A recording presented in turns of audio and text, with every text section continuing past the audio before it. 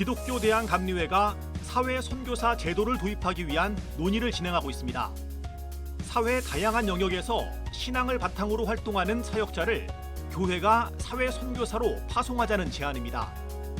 광주 감리교회 최종호 목사를 만나 사회 선교사 제도의 취지와 의미에 대해 들어봅니다. 목사님 안녕하세요. 네. 기독교 대한감리회가 사회 선교사 제도를 도입하기 위해서 논의를 시작했다고 들었습니다. 목사님께서 이 중앙연회 감독을 지내신 입장에서 이 제도를 교단에 또 제안하기도 했다고 들었는데요. 먼저 사회 선교사 제도는 어떤 것인지 제도에 대한 설명을 좀 해주시죠. 아마도 사회 선교사 그러면 모든 분들이 좀 이제 생소하잖아요. 해외 선교사 이러면 뭐 설명하지 않아도 다 이해들을 하는데 결국은 교회는 세상을 향해서 복음을 전해야 되는 부분이니까 다양화된 사회 속에서 이렇게 모이는 교회로만 존재해서는 안 된다고 보는 거죠. 우리 사회 현장으로도 우리 사역자들을 보내야 될 필요성에 대한 이제 포괄적인 개념으로 이 부분이 필요하다고 이제 제안을 하게 된 거죠. 아마도 우리 한국 사람들 가운데 제가 볼 때는 한 7, 80%는 지금은 안 믿는 사람이 7, 80% 이상 되지만 그러나 대부분의 분들은 교회에 와봤던 분들일 수도 있고 교회가 뭐 뭘 한다는 것도 알고 있어요. 근데 문제는 그들이 교회 복음에 대해서 진짜 알지를 못하니까 이제는 그들 현장 속으로 우리들이 좀 한 발을 내디뎌야 된다라고 하는 부분이 좀 있을 것 같습니다. 전통적으로 교회가 모이는 교인들을 대상으로 목회하는 그런 형태에서 벗어나서 사람들이 살고 있는 곳으로 들어가서 무언가를 하는 존재, 이 정도로 이해하면 되겠네요. 저는 조금 더 포괄적인 부분인데요. 우리 안에 모여 있으면 우리들은 편하지만 복음이 확장되지 않잖아요. 복음이 세상 사람들에게 그들은 교회에 대해서 어쩌면 한국 교회에 대해서 실망을 한 부분이 굉장히 많을 수 있어요. 교회 와봤거든요. 한 번, 두 번 이렇게 와봤을 수도 있고 또 어느 정도 다니다가 또 세상으로 나가서 돌아오지도 않고 이런 부분이 있을 수 있는데 제가 볼 때는 그들의 고난의 현장, 아픈 부분 이들을 향해서 우리 교회가 조금 찾아갈 필요가 있는데 형식을 어떻게 해야 될지 이 부분은 앞으로 많은 연구가 따라야 되겠지만 이 부분을 교회적인 고민으로 끌어안지 않으면 안 된다라고 하는 부분은 분명해 보이는 거예요. 예. 그런데 한국 교회의 역사는 한 세기를 넘었잖아요. 네.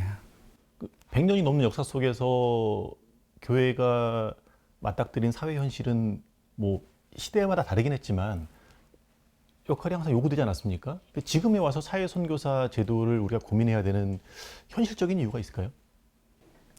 그동안은 이제 한국 교회가 큰 주제들을 많이 다뤘죠. 뭐 일제 시대도 그렇고, 6.25 때도 그렇고, 산업화 시대도 그렇고, 뭐 독재 문제도 다루고, 인권 문제도 다루고, 민주화 문제도 다루고, 큰 주제를 다뤄왔어요. 그런 부분에 한국 교회가 큰 역할을 한 것도 사실입니다. 굉장히 중요한 다들 입 다물고 아무 말을 못할 때 한국 교회가 그런 부분에 대해서 발언한 이제 스피커 역할을 했던 부분도 분명히 있어요. 그러나 이제 시대가 많이 바뀌었잖아요. 큰 주제를 이제 우리 교회가 굳이 끌어안고 있지 않아도 될 시대 정도는 됐다. 그런데 막상 시대를 보면 오늘 이 시대를 보면 우리 사회 속에 다변화가 다양화 또 수많은 욕구들 어떻게 보면 저는 그 젊은 날의 기억이 하나 있어요. 한 30년도 더 된 제가 30년 초반 때에 제가 성공의 신부를 만났는데 아침 일찍이 만났어요. 그 온양에서 만났는데 그 신부님의 사역이 뭐냐면 온양에 그 밤에 여러 일을 하는 여성들에 대한 돌봄 사역이에요. 그 시절에 그 여성들을 돌보는 저는 굉장한 충격을 받았어요. 개척교회 목회가 아니라 개척교회 목회도 중요하지만 그들은 교회 현장으로 잘 오지도 못하고 사회적으로는 손가락질을 받고 있는 부분들인데 그들을 만나고 그들을 그리스도의 사랑으로 바라봐주고 그런 부분들이 이제 사회 선교사의 하나의 예거든요. 오늘날에는 이게 굉장히 우리나라가 이제 선진국 됐다 그러고 그러지만 오히려 돌봐야 될 부분이 더 많은 것 같아요. 제가 볼 때는. 수많은 뭐 중동 문제도 있고 갖가지 문제들이 많이 있는데 이런 부분들에 대해서 교회가 고민하지 않으면 안 된다라고 하는 생각을 갖는 거예요. 그래서 이번에 우리 교단에서 이 부분을 좀 고민하면서 문을 좀 열어서 이거를 좀 이제 적용하는 게 필요하겠다라고 하는 이제 몸부림이에요. 예. 사회 선교사 제도를 이제 제도로 도입한다는 거니까 훈련시키고 또 임명하기까지 어떤 뭐 절차적인 과정도 있을 것이고 예. 제도로 만들어지기 위해서 그런 준비가 좀 필요할 것 같은데 그 부분에 대한 고민도 좀 해보셨나요? 그것도 고민하고 있습니다. 예를 들면 우리가 이제 학원 선교를 한다든지 해외 선교를 한다든지 그러면 우리 감리교만 하더라도 7군데 해외 선교 훈련은 있지 않습니까? 그렇게 하듯이 현장으로 나가기를 원하는 마음은 있지만 이게 중요한 거예요. 마음은 있지만 그쪽으로 한 번도 문을 안 열어준 거예요. 그래서 그쪽으로 훈련 프로그램을 만들어서 사회 현장으로 나갈 해외 선교사 파송하듯이 현장에 나갈 사람들에 대한 프로그램을 만들어서 그리고 이제 커리큘럼을 만들고 훈련해서 현장에 나가도록 해야 된다고 하는 부분이 지금 한국 교회는 너무 교회 안에만 앉아 있는 부분이 있어요. 그리고 사회에 나가서 복음을 전하는 거에 겨우 해서 전도지 들어가서 이렇게 하는데 요즘 전도지 받고 교회 안 옵니다. 그것도 일정 정도 효과는 있겠지만 이제는 교회가 조금 달리 생각하고 현장으로 나가야 된다는 그런 절박함이 있습니다. 솔직히. 이거는 제도 이전에 이게 아주 절박함이에요. 현장에 나갈 수 있도록 그런 쪽으로 훈련도 좀 시켜주고 그런 마음을 갖고 있는 젊은이들을 요즘 젊은이들이 교회 안 온다 그래요. 근데 그런 사역을 하고 싶어하는 젊은이들이 있잖아요. 그들을 좀 훈련시켜서 현장으로 좀 내보내고 싶다라고 하는 게 우리들의 바람이에요. 근데 그렇다면 이제 근본적으로 선교란 무엇인가 한번 생각해 봤으면 좋겠어요. 예, 우리가 흔히 방금 말씀하셨듯이 전도지를 들고 복음을 전하는 것, 이것이 선교라는 인식들이 강하거든요. 그런데 우리 한국 교회가 이 시대를 걸어오면서 시대에 필요한 목소리도 내었다 말씀하셨어요. 사회 속에서 가난한 이들, 또 어려운 이들, 아파하는 이들을 그들과 함께하고 그들의 목소리를 내는 것, 이것도 이제 선교인가 궁금해 하시는 분들이 있을 것 같습니다. 설명을 좀 해주시죠. 솔직히 참 어려운 거예요, 그게. 개척교회가 가난한 이웃을 돌보는 일도 많고, 개척교회가 하고 있는 일도 많거든요. 아주 안 하는 건 아니에요. 그거 하고, 우리가 사회선교사 제도를 좀 만들자고 하는 거와는 조금 다른 거예요. 교회 제도 안에 선교도 있고, 교육도 있고, 사회봉사도 있고, 뭐 여러 기능들이 다 있지요. 사회봉사 제도가 이제 사회봉사부라고 하는 개척교회마다 그걸 다 부서를 정해서 해요. 생활 가운데 그렇게 하라고. 그러나 정작 그거를 어떻게, 예를 들면 우리 지방만 하더라도 교회가 30개 이상 되는 교회가 있는데 이거를 좀 묶어내서 우리 지역을 위해서 사회 선교사를 우리 지방에 한 명을 좀 두자. 그 역할을 전담하게 하자. 이걸 제도화 좀 시키면 교회들이 힘을 같이 모아서 그런 쪽으로 일도 하고 여러 방편들을 낼 수 있다고 보는 거예요. 근데 우리가 흔히 말하면 사회봉사부가 있지만 그게 작동이 잘 안 되는 거예요. 그래서 사역자들을 거기로 한번 투입해보자, 뭐 이런 고민들이 있는 거고, 기존에 해왔던 그런 부분들은 자꾸만 큰 주제만 다루려고 하니까 그거는 아닌 것 같다. 제가 볼 때도 기독교 역사 가운데도 현장으로 가려고 그러면 뭐 예를 들면 뭐 성 프란체스코 이런 분들 현장을 갔는데 아니면 뭐 글쎄 타교단 이야기해서 좀 죄송하긴 하지만 뭐 빈민구제 뭐 이런 쪽으로 뭐 탁월한 영성을 가진 분이 그 테레사 이런 분들은 보통 영성 가지고는 안 되는 거예요. 근데 자꾸만 이거를 사회 기관으로 자꾸 가는 부분에 대해서 자꾸만 교회가 제도적으로 뒷받침을 하지 않으니까 편안하게 정말 여기에다가 가난한 이웃들과 함께 사회적인 약자들을 찾아가고 다양한 분야의 예수그리스도의 복음이 필요한 자들을 찾아가는 부분에 대해서 교회가 제도적으로 뒷받침을 하지 않으면 한계가 있다는 거죠. 나는 그런 부분들에 대한 고민으로 우리 감리교회가 이걸 좀 풀어갔으면 좋겠다라고 하는 그런 접근입니다. 그런데 뭐가 다르냐, 뭐 이렇게 이제 질문하고 있는 부분들이 있는 건데, 그건 앞으로 이제 차근차근 이제 좀 아마 내용을 채워가야 될 부분인 것 같습니다. 예. 교회가 직접 돌보지 못하는 사회의 낮은 곳, 네. 이곳으로 이제 교회들이 함께 힘을 모아서 누군가를 보낸다면 그곳에 아파하는 사람들과 함께하면서 복음도 전할 수 있을 것이다라고 하는 기대감을 갖고 계시는 거군요. 그리고 그 자리에는 그렇죠. 누구보다 뛰어난 영성을 가진 사람이 가야 된다. 그럼요. 솔직히 제가 개척교회 담임 목사로 있지만 개척교회 목회자는 이렇게 말씀드리면 조금 이제 사람들이 의아하게 느낄 수도 있겠지만 개척교회 목사는 영성이 조금 떨어져도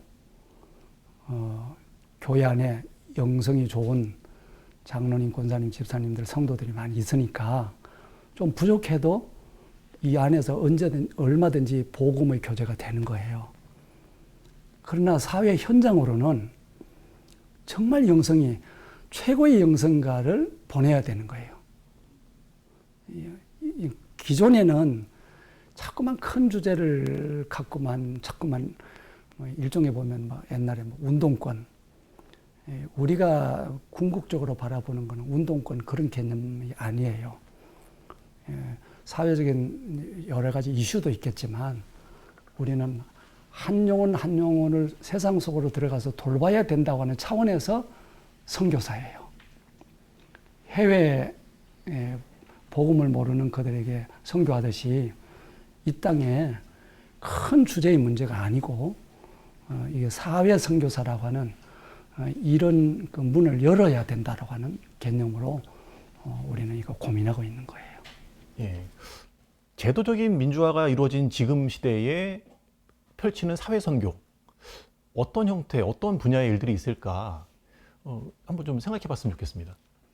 저도 뭐 옛날에 흔히 말하면 운동권, 저도 거기에 몸담았기도 하고, 그분들이 다루는 모든 아젠다 이런 부분에 그런 주제들도 제가 뭐 늘 고민하고 있는 부분이고, 그런데 그 부분은 이제는 교회가 약간은 좀 뒤로 물러나도 될 때가 됐잖아요. 지금은 교회가 그런 주제를 가지고 막 고민할 것은 크게 없다고 봐요. 제가 보니까 요즘 우리 사회가 이제는 뭐 대통령이라도 허물이 있으면 이제 막 따지고 들어가는 시대잖아요. 이제 뭐 권력자라고 해가지고 뭐 마음대로 할 수 있는 시대가 아니에요. 물론 그 안에 뭐 자기들끼리 뭐 이전 투구하는 부분이 있겠지만 그러나 한계가 있는 거예요. 그거는 이제 우리 교회가 이 사회 속에 들어가서 이렇게 분열되고 이게 분열의 영도 많은 것 같아요. 우리 사회가. 내가 볼 때 뭐 서로 옳다 그러다 하고 분열의 영도 많고 뭐 이런 부분에서 옛날 주제하고는 이제는 옛날 주제하고는 다른 시대가 왔잖아요. 그러면 교회가 그런 부분에 대해서 복음을 들고 다른 접근을 해야지. 자꾸만 사람들이 사회선교 이러면 옛날식으로만 생각한다고요. 그래서 꼭 옛날 운동권 이렇게 생각한다고요. 이거 운동권 문제가 절대로 아니다라는 거예요. 이거는 사회 현장의 아픈 곳으로 하나하나 찾아가, 왜냐면 이걸 제도적으로 뒷받침을 해야 교회가 그들을 바라보는 사시, 이렇게 사시라고 하는 표현이 맞나요? 이렇게 삐딱하게 이렇게 쳐다보는 거, 이걸 없애줘야 된다는 거예요. 제가 최고의 영성가가 현장에 나가 있다 표현했지만, 정말 그 현장으로 나가는 이들을 오히려 교회가 존중해줘야 된다. 존중하지 않고요, 뭐 일방적으로 이렇게 매도하잖아요. 그런 부분들에 대한 것을 우리가 좀 풀어줘야 된다라고 하는 고민입니다. 예. 그렇다면 사회 선교사 제도를 교단이 도입하면 이 결과에 대한 기대도 한번 그려볼 수 있잖아요. 사회 선교사 제도가 교단에 도입이 되면 앞으로 이제 어떤 변화도 예상해 볼 수 있을까요? 지금처럼 교회 안에만 제가 성경을 보니까 이스라엘 백성들이 하나님의 말씀을 잘 실천하지 못하니까 마치 우리 옛날에 뭐 수박밭, 참외밭에 있으면 원두막이 있잖아요. 예루살렘이 원두막처럼 돼버렸다. 우리 한국 교회가 지금 사회로부터 굉장히 괴리돼서 원두막처럼 됐다라고 하는 말은 그냥 우리들만의 아성을 갖고 있는 거예요. 사회 선교사 제도를 통해서 우리가 어떻게 하든지 사회와 접촉을 해야 되는, 접점을 가져야 되는 부분이, 저는 한국교회가 지금 계속해서 사람들이 말을 해요. 한국교회 큰일 났다고. 내가 그래서 왜 큰일 난대요? 그랬더니 자꾸 성도들 숫자가 줄어든다는 거죠. 물론 인구가 줄어가고 아이들 숫자가 줄어가는 것은 분명하지만, 저는 이제 그럴 때마다 안 되는 게 아니다. 우리가 새로운 눈을 안 떠서 그렇지. 그러니까 시대가 바뀌면 복음을 전하는 방식도 바뀌어야 되는데, 시대가 바뀌었는데 안 된다고만 말하는 사람들이 많고, 바뀐 시대에 우리가 문을 다시 열어서 어떻게 복음을 전할 것인지에 대한 부분은 사람들이 고민을 안 하려고 한다는 거예요. 이거는 주다 보면 기독교 신뢰할 만한가? 이거 수치를 보면 너무 창피하잖아요. 부끄럽다고요. 그러면 자꾸만 안 된다고 말하려고 또 저들은 몰라서 그렇다고. 저들이 몰라서 그래요. 복음을 모르기 때문에 우리가 찾아가야 되잖아요. 그런 면에서 교회가 지금 원두막처럼 돼 있다. 이거는 성경에서 하나님께서 우리에게 그 책망을 하실 때 내용이 그게 너 예루살렘이 원두막처럼 됐다라는 거예요. 우리 한국교회가 그렇게 됐다고 저는 느껴요. 옛날에는 목사님이에요 이러면 사람들이 조금 그러세요 이렇게 하세요. 요즘 목사예요 그러면 그래요 이래요. 제가 느껴요. 나가면 시대가 이렇게 됐습니다. 우리 내부적으로도 갱신하고 내부적으로도 해야 되는 부분이 많이 있지만, 이걸 이제는 우리는 이제 교단이니까 개체 교회 개인이 변화돼야 되는 부분도 있는 거지만, 교단은 이거를 끊임없이 제도적으로 뒷받침을 해야 된다는 생각에서 이걸 좀 하자라고 하는 부분을 이제 건의를 하는 거예요. 예. 감리교단 차원에서 제도 이제 논의를 시작하는 단계인 것 같더라고요. 네.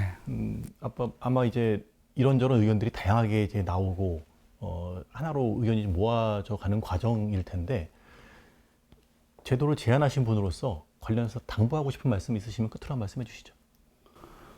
예, 제가 꼭 제안했다기보다 여러 사람들이 같이 공감하고 그래 이게 꼭 필요하다 이랬던 부분인데, 여러 이제 우려들도 많고 이제 이게 안 해본 것에 대한 것을 하자고 하는 부분이니까 많은 분들이 그걸 어떻게 하자고 하는 거냐라고 하는 이런 부분이 있을 거예요. 그래서 앞으로 조금 더 만들어 가야 되겠지만 저는 우리 훌륭한 우리 목사님들도 그러지만 우리 교단 안에는 장로님들 우수한 우리 장로님들이 이런 부분에 대한 화두를 던졌을 때에 이건 이게 못 들어서 이제 그런 부분이지만 이런 부분을 들으시면 우리 감독의 이제 장로님들 우리 지도자들이 얼마든지 이 부분을 환영할 거라고 저는 그런 믿음이 있어요. 한국 교회 저는